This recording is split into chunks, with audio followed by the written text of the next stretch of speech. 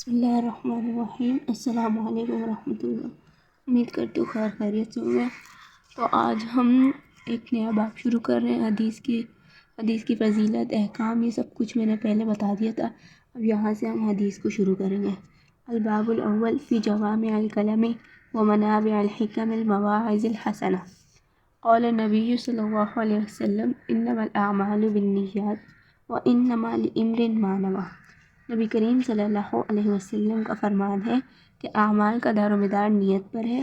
وَإِنَّمَا لِأَمْرٍ، اور ہر اس شخص کے لیے جس کی اس نے نیت کی۔ فَمَنْ كَانَ هِجْرَتُهُ إِلَى اللَّهِ، پس جس نے ہجرت کی اللہ اور اس کے رسول کے لیے، فَهِجْرَتُهُ، تو اس کی ہجرت إِلَى اللَّهِ وَرَسُولِهِ، اس کے اللہ اور رسول کے لیے ہوگی۔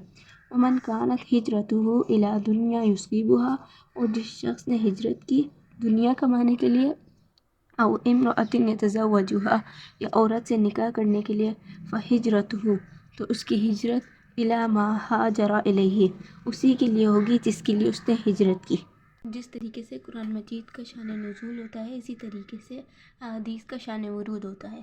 تو اس حدیث کا شان ورود یہ ہے کہ ایک صحابی نے ایک عورت کو پیغام نکاح بھیجا، تو اس نے یہ شرط لگائی کہ اگر تم ہجرت کر کے مدینے آ جاؤ تو میں تم سے نکاح کر لوں گی، اور اس صحابی نے ہجرت کر لی اور پھر نکاح کر لیا۔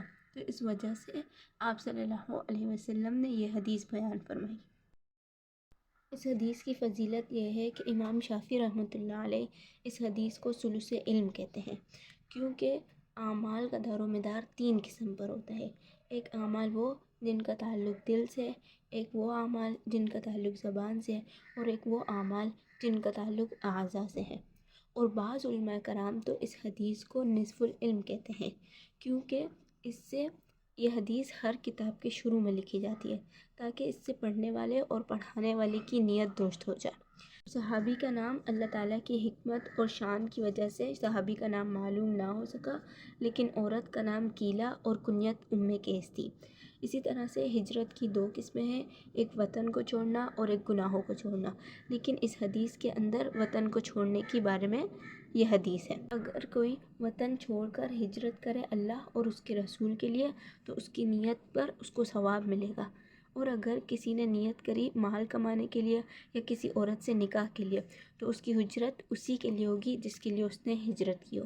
اب یہاں ایک اشکال پیدا ہوتا ہے کہ جب دنیا میں عورت بھی شامل ہے تو پھر عورت کو الگ سے ذکر کیوں کیا گیا؟ تو اس کی بہت سی وجوہات ہیں۔ پہلی وجہ یہ ہے کہ اس حدیث میں عورت کا ذکر تھا، اس وجہ سے عورت کا ذکر کیا گیا۔ دوسری وجہ یہ ہے کہ عورت کا فتنہ بڑا فتنہ ہوتا ہے کہ اس میں بہت سے لوگ پھنس جاتے ہیں۔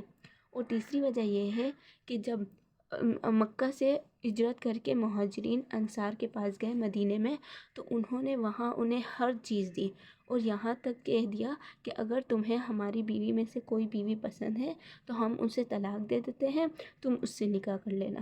اب اگر کوئی شخص یہ سوچے کہ ہم ہجرت کر کے مدینے چلے جائیں کہ وہاں مال و دولت، بیوی بچے سب مل جائیں گے، تو اس وجہ سے یہاں پر عورت کو خاص ذکر کیا گیا۔